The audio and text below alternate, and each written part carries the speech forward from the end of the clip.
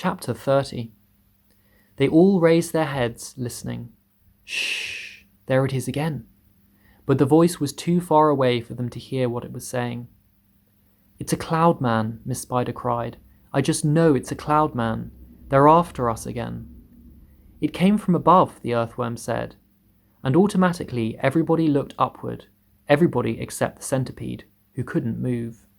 Ouch, they said. Help, mercy, we're going to catch it this time. For what they now saw, swirling and twisting directly over their heads, was an immense black cloud, a terrible, dangerous, thundery-looking thing that began to rumble and roar even as they were staring at it.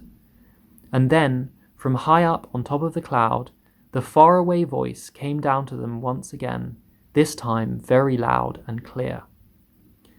On with the faucets, it shouted. On with the faucets, on with the faucets. 3 seconds later, the hole underneath the cloud seemed to split and burst open like a paper bag, and then out came the water. They saw it coming. It was quite easy to see because it wasn't just raindrops. It wasn't raindrops at all. It was a great solid mass of water that might have been a lake or a whole ocean dropping out of the sky on top of them.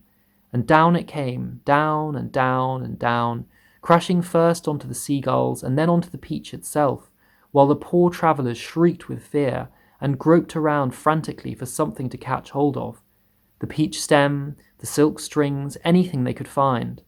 And all the time the water kept pouring and roaring down upon them, bouncing and smashing and sloshing and slashing, and swashing and swirling, and surging and whirling, and gurgling and gushing and rushing and rushing. And it was like being pinned down underneath the biggest waterfall in the world and not being able to get out. They couldn't speak, they couldn't see, they couldn't breathe, and James Henry Trotter, holding on madly to one of the silk strings above the peach stem, told himself that this must surely be the end of everything at last. But then, just as suddenly as it had started, the deluge stopped. They were out of it, and it was all over. The wonderful seagulls had flown right through it and had come out safely on the other side. Once again, the giant peach was sailing peacefully through the mysterious, moonlit sky. I'm drowned, gasped the old green grasshopper, spitting out water by the pint. It's gone right through my skin, the earthworm groaned. I always thought my skin was waterproof, but it isn't, and now I'm full of rain. Look at me, shouted the centipede excitedly. It's washed me clean. The paint's all gone. I can move again.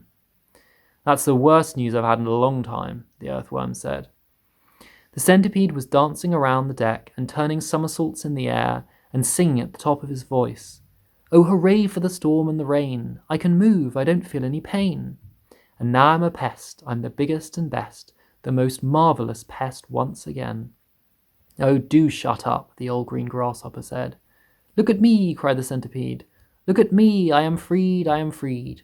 Not a scratch, nor a bruise, nor a bleed. To his grave this fine gent they all thought they had sent, and I very near went.